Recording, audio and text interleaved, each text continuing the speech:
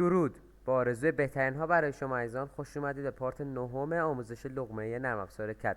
تو این پارت میخوایم با هم دیگه دستور اسکیل رو کار بکنیم.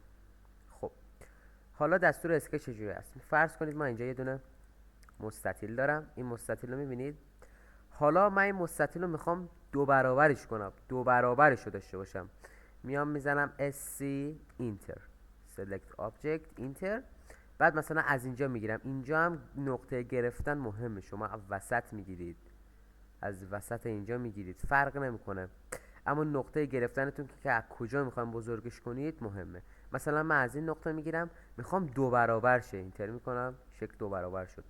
یعنی که اگه بخوام خیلی قشنگتر بهتون نشون بدم که چجوری دو برابر میشه، این مدلیه که مثلا فرض کنید یا میزنم SC Enter Select Object Enter. نقطه‌مو که انتخاب کردم اینجا، یا سی اینتر میزنم یا کپی از اینجا انتخاب میکنم. سی اینتر. این کپی رو اگه ویدیوی قبلی رو دیده باشید توضیح دادم که چه کاربردی داره.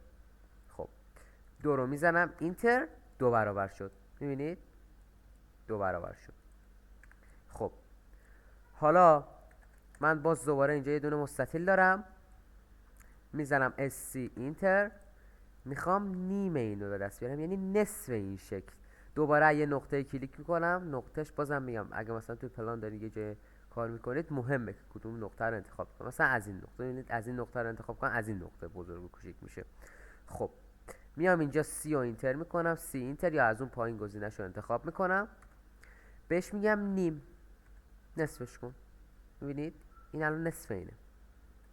به همین راحتی. اینم از دستور اسکیل.